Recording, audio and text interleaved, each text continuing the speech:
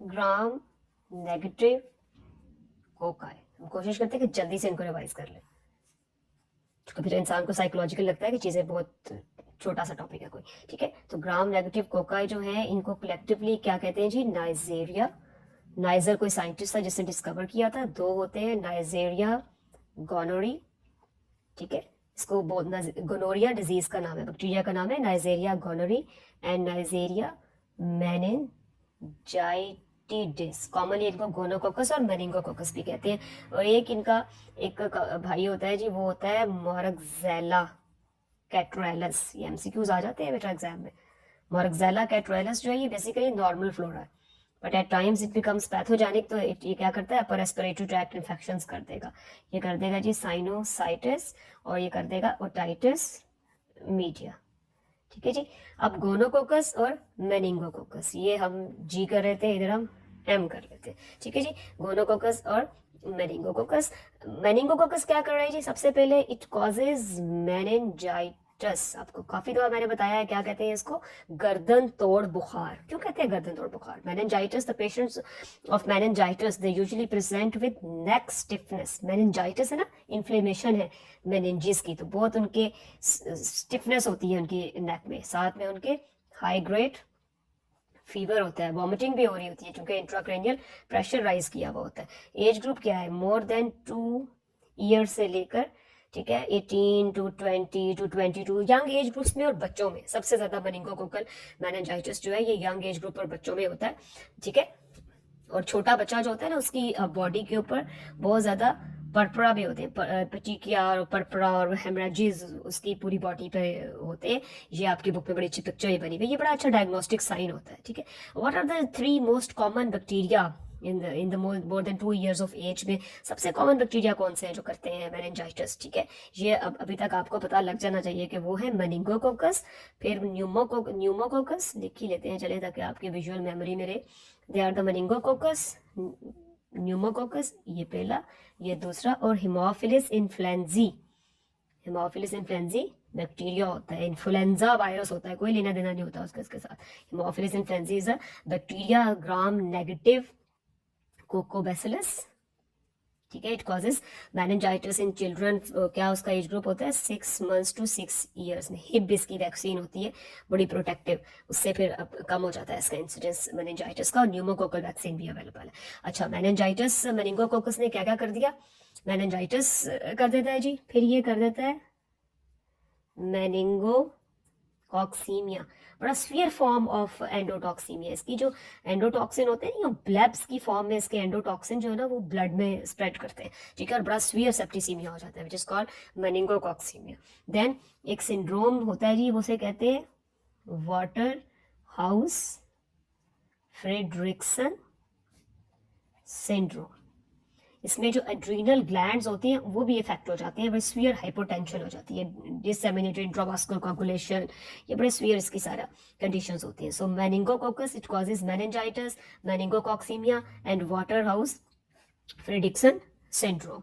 ठीक है जी, स्पेसिमेंस क्या होंगे? CSF और क्या होगा? ब्लड। ब्लड को हमेशा ब्लड कल्चर बॉटल्स में लेते हैं। ब्लड कल्चर बॉटल्स में ट्रिप्टिक सोय ब्रॉथ होता है for the growth of aerobic organisms. ठीक है, अच्छा जी, ग्राम स्टेन पे they are gram negative diplococci. ये जरा इस तरह करके किडनी बीन शेप्ड होते हैं and they are usually present. अगर ये हमने एक न्यूट्रोफिल बनाते हैं तो they are usually present within the pus cells. They grow on the chocolate एगार।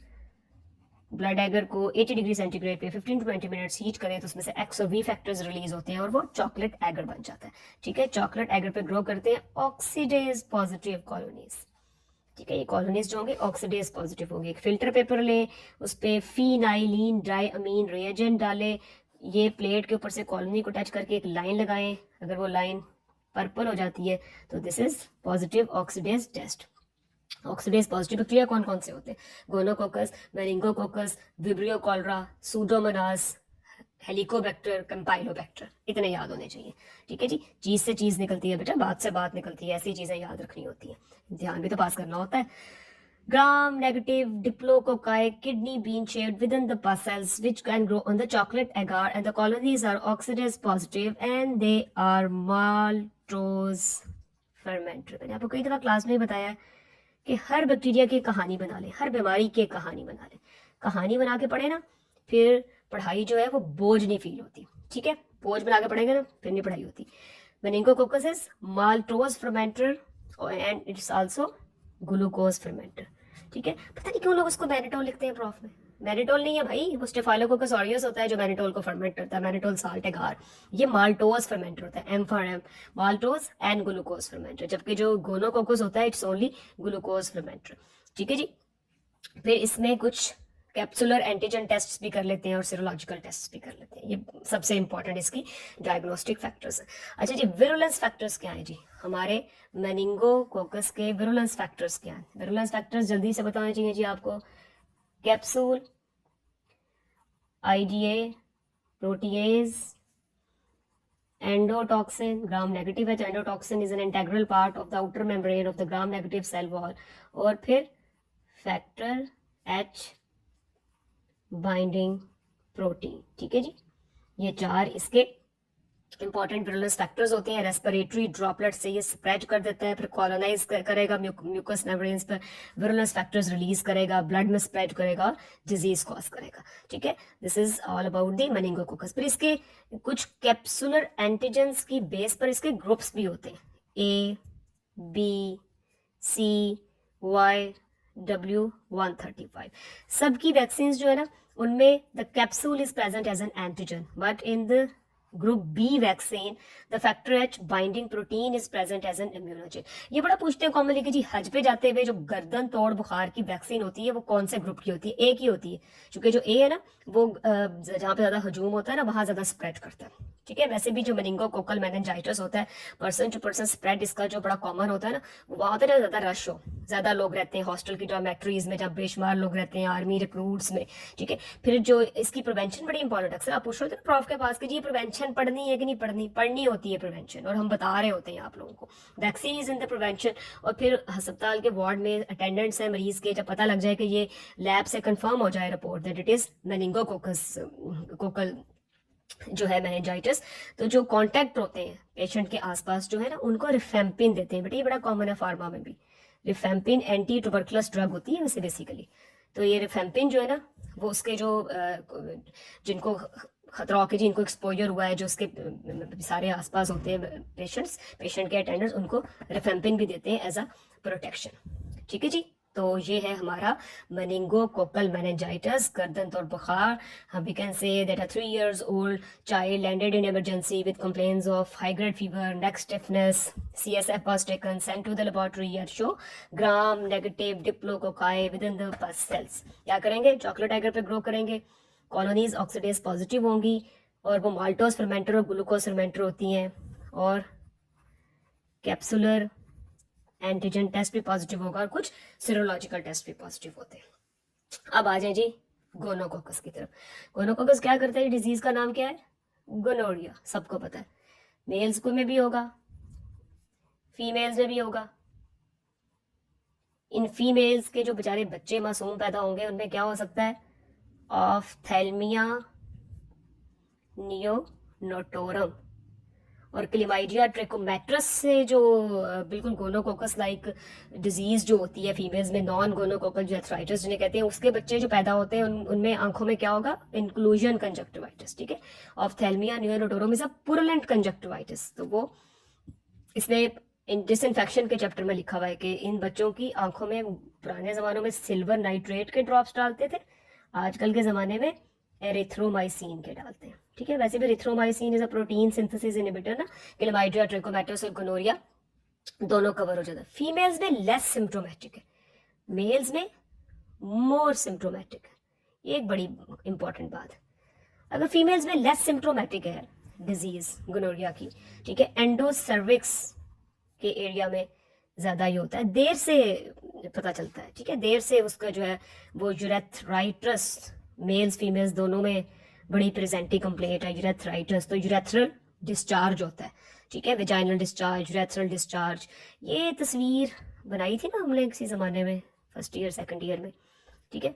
ये यूट्रस है, सर्विक्स है, वजाइना है, फ्लोपियन ट्यूब्स है, ये ओवरीज है, सबकी इन्फ्लेमेशन, साल्फिंगोफोराइटिस, सर्विसाइटिस। मेल्स में क्या होगा, मेल्स में एपिडिडमाइटिस, प्रोक्टाइटिस, ठीक है। मेल्स में भी जितना जेनिटल ट्रैक्ट है उसकी सारे की इन्फ्लेमेशन हो जाएगी। But because in males the disease is more symptomatic, early disease पकड़ी जाएगी। यहाँ तक कहते हैं कि जो पस यूरेथ्रल डिस्चार्ज है ना, ग्राम स्टेन पे if it shows gram negative kidney bean shaped diplococci which are present usually the pus cells, तो ये डायग्नोसिस कंफर्म हो जाती है, ठीक है। अब फीमेल्स में लेस सिम्टोमेटिक, सिम्टम्स देर से आते हैं, डिजीज एंडोसर्विक्स में रहती है, देर से वो वजाइनल डिस्चार्ज होगा, इग्नोर होगी डिजीज, तो कॉम्प्लिकेशन ज्यादा होंगी, ठीक है। Pelvic inflammatory disease, infertility, males में भी कॉम्प्लिकेशन हो जाए तो स्टेरिलिटी हो जाती, फीमेल्स में पेल्विक इन्फ्लामेटरी डिजीज, इनफर्टिलिटी, जो देख रहे हैं फ्लोपियन ट्यूब्स की जब इन्फ्लेमेशन हुई भी है, सारी ओवरीज की इन्फ्लेमेशन हो जाएगी, तो वो फिर सारा वहाँ पे स्कैरिंग हो जाएगी, ट्यूब्स की ब्लॉकेज हो जाएगी, फीमेल्स में बड़े बड़े इश्यूज हो जाते हैं। और because disease is less symptomatic, hidden रहती है, ज्यादा अरसा रहेगी, तो बड़ी कॉम्प्लिकेशन हो जाएगी। तो उन कॉम्प्लिकेशन में एक बड़ा कॉमन कॉम्प्लिकेशन होती है गोनोकोकल आर्थराइटिस, ठीक है।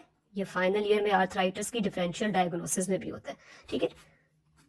इसमें सैंपल क्या होगी, नी फ्यूजन, वो आपके जो है वो नी ज्वाइंट से फ्लूइड लेंगे, नी फ्यूजन लेंगे और उसकी ग्राम स्टेन कर लेंगे उसी तरह, उसके कल्चर मीडिया पे उसकी ग्रोथ हो आ जाएगी, ठीक है। तो गोनोकोकल आर्थराइटिस कॉम्प्लिकेशन हो जाती है, पेल्विक इन्फ्लामेटरी डिजीज हो जाती है, और इधर मेल्स में भी एपिडिडमाइटिस और स्टेरिलिटी हो जाएगी। ग्राम स्टेन में they are the gram negative kidney bean shaped diplococci within the pus cells. छोटे बच्चों में ऑफ्थेल्मिया नियोनोटोरम। कल्चर किस पे करते हैं, चॉकलेट एगर जो है ना, ये क्या होता है, ये एनरिच्ड कल्चर मीडिया, ठीक है। Chocolate agar is enriched culture media. Blood agar को हीट करते हैं, अक्सर वी फैक्टर्स रिलीज होते हैं।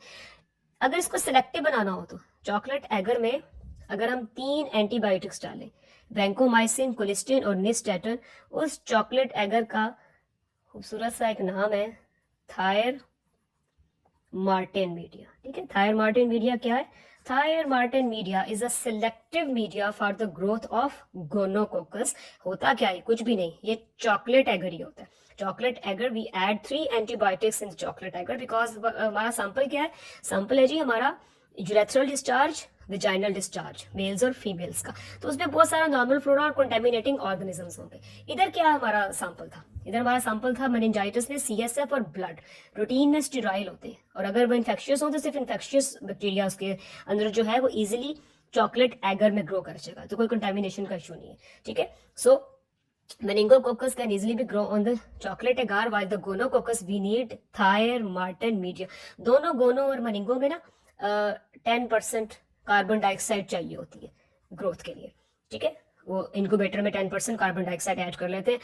ग्राम स्टेन में gram negative diplococci within the pus cell grow on the Thayer Martin media, they are also gonococcus भी oxidase positive है। ये ग्लूकोज फर्मेंटर है, ठीक है, इट्स अ ग्लूकोज फर्मेंटर, ये बड़ी इंपॉर्टेंट बात होती है। फिर इसमें कुछ एम्प्लीफिकेशन टेस्ट होते हैं, nucleic acid amplification test, serological diagnosis भी कर लेंगे, ठीक है जी। ये माल्टोज एंड ग्लूकोज फर्मेंटर है, M for M, and this is glucose fermenter, ठीक है। विरुलेंस फैक्टर्स क्या है, ये बिल्कुल लास्ट में कर लेते हैं कि गोनोकोकस के विरुलेंस फैक्टर्स क्या है, पिलाई, IgA, प्रोटीएज, एंडोटॉक्सिन, और ये एंडोटॉक्सिन लिपो ओलिगोसेक्राइड होता है, ठीक है, लिपो ओलिगोसेक्राइड होता है। और एक बात दोनों में बहुत इंपॉर्टेंट है कि C6 to C9 आपकी बुक में लिखा हुआ है कि कुछ लोगों में C6 to C9 जो है ना कॉम्प्लीमेंट फैक्टर्स, वो वैसे ही डेफिशिएंट होते हैं, और ये लोग होते हैं जिनमें ज्यादा गोनोकोकस और मेनिंगोकोकस की इन्फेक्शन होती है। तो ये बड़ी इंपॉर्टेंट बात, ये सेक्सुअल कॉन्टैक्ट से होगा, ये रेस्पिरेटरी ड्रॉपलेट से होगा, ठीक है। और पिलाई की एक बात याद रखिएगा कि पिलाई जो है ना इसके ये शो करते हैं antigenic variation, so one person can be affected again by an other gonococcus जिसके एंटीजेंस डिफरेंट होंगे। एंटीजेनिक वेरिएशंस का जो करेक्टर है ना, ये एक तो पिलाई ऑफ द गोनोकोकस शो करते हैं, एक इन्फ्लुएंजा वायरस करता है। इन्फ्लुएंजा वायरस जो है स्वाइन फ्लू, बर्ड फ्लू, ठीक है, उसके अंदर भी ये प्रॉपर्टी होती है एंटीजेनिक वेरिएशंस की। तो बेटा ये बातें भी पता होनी चाहिए, ठीक है। सो दीज आर दी, काफी हो गए वैसे, थी थोड़ी बातें तो नहीं है, पूरा सफा भर गया, ठीक है। ये गोनो और मनिंगो की ये बातें, Neisseria gonorrhoea, Neisseria meningitis and the meningitis, गर्दन तोड़ बुखार and the gonorrhoea which is STD, इनके बारे में इतनी बातें कम से कम हमें पता होनी चाहिए, ठीक है।